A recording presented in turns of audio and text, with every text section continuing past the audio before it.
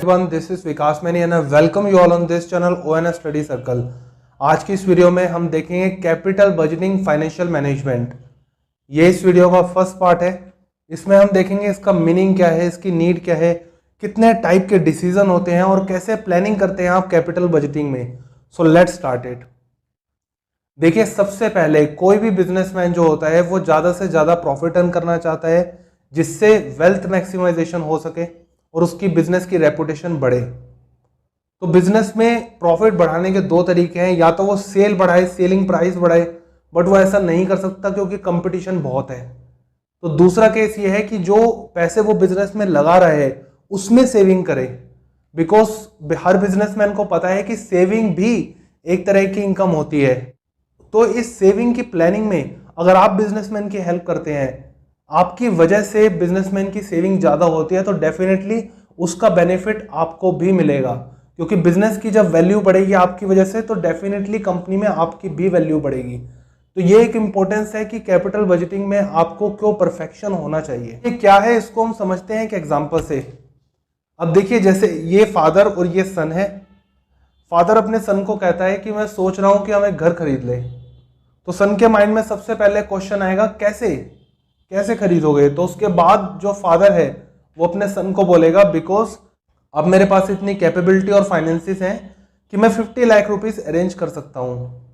तो उसके बाद सन के माइंड में बहुत सारे क्वेश्चंस आएंगे, जैसे किस तरह का घर खरीदेंगे आप, कहाँ खरीदेंगे, घर में क्या क्या फैसिलिटीज़ होगी, घर के आसपास क्या क्या फैसिलिटीज़ होंगी, और कब हम खरीद रहे हैं, और घर में कौन सा एरिया किस चीज़ का होगा। तो ये बहुत सारे माइंड में क्वेश्चन आएंगे। तो उसके बाद फादर क्या रिप्लाई करेगा सन को? फादर कहेगा, हाँ ठीक है, अब एक काम करते हैं, हम बैठते हैं, प्लान करते हैं और फिर डिसाइड करेंगे। तो अगर हम बजट की बात करें तो बजट में सबसे पहले आपको फाइनेंसेस अरेंज करने होते हैं।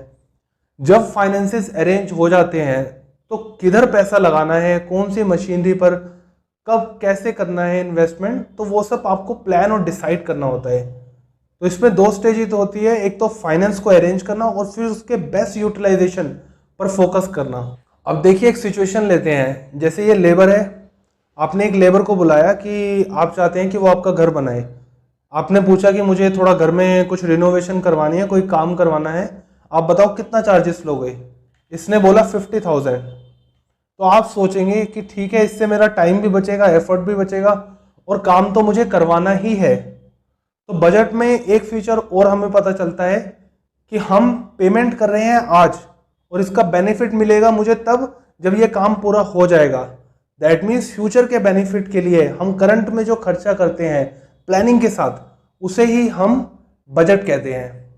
और अगर हम कैपिटल बजटिंग की बात करें तो बिजनेसमैन अपनी कैपिटल, अपना पैसा जो आज लगा रहा है कल के बेनिफिट के लिए, तो किस तरह से वो डिसीजन लिया जाए, इसी प्लानिंग के प्रोसेस को हम कैपिटल बजटिंग कहते हैं। अब देखिए, कैपिटल बजटिंग जो है वो बहुत ही ज़्यादा क्रिटिकल डिसीजन है। ये इतना ज़्यादा क्रिटिकल और कॉम्प्लेक्स डिसीजन क्यों है?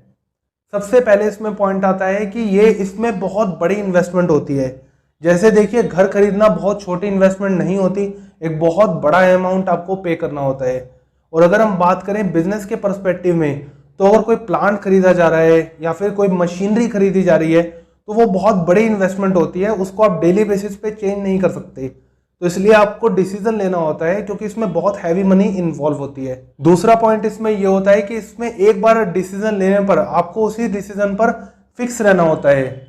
बिकॉज अगर आपने फॉर एग्जाम्पल घर खरीद लिया तो आप थोड़ी देर बाद उसको चेंज नहीं कर सकते कि एक काम करो, अब ये घर छोड़ो, अब दूसरा ले लो। आप डेली बेसिस पर, वीकली बेसिस पर चेंज नहीं कर सकते। तो एक बार डिसीजन लेने के बाद उसी डिसीजन में आपको रहना होता है, अदरवाइज बहुत ज़्यादा लॉसेज होने के चांसेस होते हैं। तो इसलिए ये डिसीजन बहुत इंपॉर्टेंट होता है। थर्ड पॉइंट इसमें आता है कि इसमें एक बार डिसीजन लेने के बाद आप इसमें पीछे नहीं जा सकते। फॉर एग्जाम्पल, मैंने आज घर खरीद लिया और अब मैं सोच रहा हूँ कि नहीं यार, एक काम करो कि यहाँ मेरे को पसंद नहीं आया, बट थोड़ा सा इसमें चेंज कर दो, थोड़ा सा इसमें स्ट्रक्चर में चेंज कर दो, या फिर घर बेच दो फिर दूसरा खरीद लो। ऐसा आप नहीं कर सकते। तो इसलिए इसमें प्लानिंग बहुत इंपॉर्टेंट होती है। फोर्थ पॉइंट होता है, ये बहुत रिस्की होता है, बिकॉज अगर ऐसे इन्वेस्टमेंट डिसीजन पर अगर कोई गलत डिसीजन हो जाता है तो इससे बहुत रिस्क हो सकता है। फॉर एग्जाम्पल, जो घर खरीदने की जो प्लानिंग थी उस प्लानिंग में कुछ ना कुछ कमी रहेगी। आपने लोकेशन ऐसी चूज करी जिससे आपका जॉब पर अप डाउन करना बहुत मुश्किल हो रहा है, आपका वहां वर्क करना इम्पॉसिबल हो रहा है, तो इससे क्या होगा, अल्टीमेटली आपको वो घर बेचना पड़ेगा जिससे लॉस होगा। तो ऐसे ही जब कोई मशीनरी खरीदी जाती है तो ये भी देखा जाता है उससे रिलेटेड आसपास की फैसिलिटीज, मशीन का रिपेयर सेंटर इजीली अवेलेबल है या नहीं, तो ये सब पॉइंट्स देखे जा सकते हैं, बिकॉज ये बहुत ही रिस्की प्रोजेक्ट होता है। अब देखिए ये बहुत ही रिस्की प्रोजेक्ट है, तो इसमें आप बहुत ही स्पीडली डिसीजन नहीं ले सकते। अब जैसे क्रिकेट के मैच में अगर आप देखें तो अगर बहुत ज़्यादा विकेट्स गिर जाती हैं तो जो नेक्स्ट बैट्समैन होता है वो डिफेंस खेलता है, वो हिट नहीं कर सकता ज़्यादा, बिकॉज उसको पता है कि अगर अब मैं आउट हो गया तो टीम ऑल आउट हो जाएगी और अल्टीमेटली हम मैच हार सकते हैं। तो इसलिए इसमें आपको बहुत ही रिलैक्स होकर और बहुत ही डीपली अंडरस्टैंडिंग के साथ डिसीजन लेना हो सकता है। इसमें आप क्विक डिसीजन नहीं ले सकते। और एक और पॉइंट इसमें होता है कि इससे ओवरऑल प्रॉफिटेबिलिटी पे इंपैक्ट पड़ता है। फॉर एग्जांपल इस बैट्समैन को पता है कि बहुत सारी विकेटें गिर चुकी है, अब इसे डिफेंस खेलना चाहिए, बट अगर ये अब भी अटैकिंग मोड में खेलता है तो अल्टीमेटली क्या होगा, जो टीम है वो मैच हार सकती है। इसके बहुत ज़्यादा चांसेस हैं कि टीम मैच हार जाए, क्योंकि जब आप अटैकिंग मोड में खेलते हैं तो रिस्क बहुत लेते हैं, और अगर बिजनेस इस पोजीशन में नहीं है कि रिस्क ले और फिर भी आप अटैकिंग मोड में खेलते जाएंगे तो अल्टीमेटली टीम हार सकती है। तो इसलिए ऐसे डिसीजंस का कंपनी की ओवरऑल प्रॉफिटेबिलिटी पे भी बहुत इंपैक्ट पड़ता है। तो ऐसे डिसीजन लेने के लिए प्रॉपर स्ट्रेटजी बनाई जाती है, कंपनी की स्ट्रेंथ, वीकनेस, अपॉर्चुनिटीज, थ्रेट सबको एनालाइज किया जाता है, और फाइनली जो बिजनेसमैन है वो क्या देखता है, वो देखता है कि जो कंपनी का विजन है, जो मिशन है, उसको वो कैसे कंपनी के गोल जो है वो अचीव कर सकता है। और कंपनी के गोल कैसे अचीव करेंगे, इसके लिए वेरियस ऑप्शंस हैं। फॉर एग्जांपल जैसे मशीनरी है या फिर टेक्नोलॉजी है, इसमें क्या होगा कि कोई मशीन जो है वो रिप्लेस करनी पड़ती है, बिकॉज हर मशीन की अपनी एक लाइफ होती है। फॉर एग्जांपल एक मशीन की लाइफ है 10 साल, 10 साल बाद आपको उसे रिप्लेस करना पड़ेगा, अदरवाइज उसमें टूट फूट बहुत ज़्यादा होगी और वो उतनी प्रोडक्टिव नहीं होगी, वो जो प्रोडक्ट प्रोड्यूस करेगी उसमें की क्वालिटी लो होगी, तो रिप्लेसमेंट पर खर्चा आएगा। कोई टेक्नोलॉजी नहीं आ जाती है, उस टेक्नोलॉजी पर आपको फोकस करना पड़ेगा, बिकॉज आप अगर अब भी पुरानी टेक्नोलॉजी से काम कर रहे हैं और आपका कंपटीटर अगर नई टेक्नोलॉजी ले आता है तो उससे क्या होगा, वो कम टाइम पर बहुत ही बेटर प्रोडक्ट कम कॉस्ट के साथ कस्टमर को प्रोवाइड कराएगा, जिससे आपके बिजनेस को लॉस होगा, आप मार्केट लूज कर सकते हैं। थर्ड पॉइंट इसमें होता है एक्सपेंशन।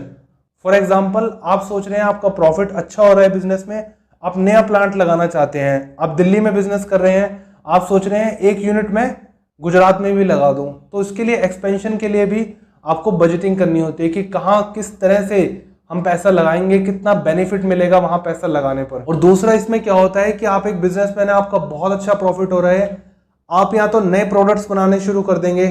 फॉर एग्जाम्पल अगर अभी मैं कार्स बना रहा हूँ और उसके बाद अब मैं सोच रहा हूँ कि नहीं एक काम करते हैं, कार्स के साथ साथ मैं बाइक्स भी बनाऊंगा, तो अब आप ये नए प्रोडक्ट्स में चले गए। और इसमें प्रोजेक्ट भी होता है, नया प्रोजेक्ट। फॉर एग्जांपल जैसे मैं कार्स बना रहा हूँ और अब मैं नए प्रोजेक्ट पर काम कर रहा हूँ, दैट मीन्स मैं इलेक्ट्रॉनिक कार्स भी अब बनाने लग गया, तो वो मेरा नया प्रोजेक्ट हो गया। या फिर मैं टोटली नए बिजनेस में चला जाऊँ, जैसे मेरा कार मैन्युफैक्चरिंग का बिजनेस है और अब मैं मोबाइल मैन्युफैक्चरिंग में जा रहा हूँ। तो ऐसे एक्सपेंशन, ऐसे आइडियाज पर जब आप वर्क करते हैं तो इन सभी के लिए आपको पैसे चाहिए, और इसमें आपको प्लानिंग करनी होती है कि कितने पैसे लगाऊंगा तो मुझे कितना बेनिफिट मिलेगा। अगर पैसे लगाने पर आपको बेनिफिट ही नहीं मिलेगा तो ऑफ कोर्स कोई भी बिजनेसमैन ऐसे डिसीजन में अपनी मनी इन्वेस्ट नहीं करेगा। तो कैपिटल वहां लगानी है जहां आपको बेनिफिट हो, और किस तरह से अपने पैसे को मैनेज करेंगे, प्लान करेंगे, इसी प्रोसेस को कैपिटल बजटिंग कहते हैं। अब देखिए इसके जो डिसीजन है इसके भी टाइप्स होते हैं। सबसे पहला टाइप है, जैसे हम इस पिक्चर में देख रहे हैं बहुत सारे घर हैं, इसमें एक घर आपको खरीदना है, तो इसका मतलब क्या होगा, फॉर एग्जांपल अगर इसमें से मैं एक घर खरीद रहा हूं तो दैट मीन्स बाकी जितने घर हैं उनको खरीदने का ऑप्शन अब मैं छोड़ रहा हूं। तो इसमें क्या होता है कि एक ऑप्शन आप चूज करते हैं, उसका मतलब होता है बाकी जो ऑप्शन है वो आपने छोड़ दिए। इसमें एक घर अगर मैं खरीद लूंगा तो जो बाकी घर मैं खरीद सकता था वो मैं नहीं खरीदूंगा। दूसरा डिसीजन टाइप इसमें होता है, जैसे फॉर एग्जांपल आप अब्रॉड जा रहे हैं, अब अब्रॉड जा रहे हैं तो आपकी जो फैमिली है वो आपको बोल रही है कि आप तो अब्रॉड जा रहे हैं, हम भी आपके साथ जाएंगे, बट आपको पता है कि आपका ऑफिस टूर है, अगर फैमिली के साथ जाएंगे तो बहुत ज़्यादा खर्चा हो जाएगा।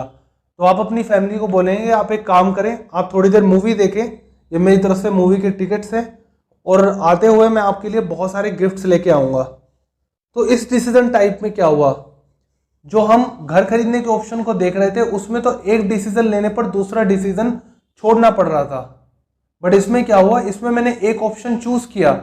मैंने ऑप्शन चूज किया कि मेरे को अब्रॉड जाना है, और उसके बाद जो दूसरा ऑप्शन था इसी के साथ, जिसमें फैमिली मुझे कन्विंस करी थी कि उन्हें भी जाना है, तो मैंने उनको वो ऑप्शन नहीं दिया, बट मैंने उसी के कंपेरेटिवली मैंने उसी को रिप्लेस करके दूसरा ऑप्शन दे दिया।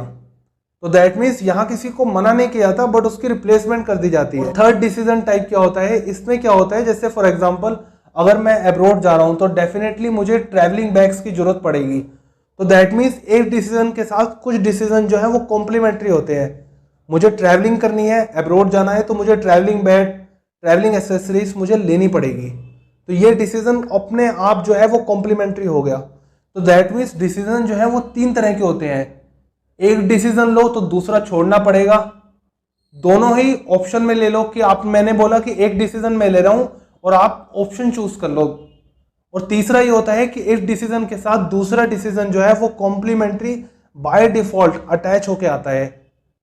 तो फ्रेंड्स, आज की इस वीडियो में हमने कैपिटल बजटिंग के ओवरव्यू को समझा, ये कैसे काम करता है, इसका डिसीजन क्या क्या है और किस तरह के हैं।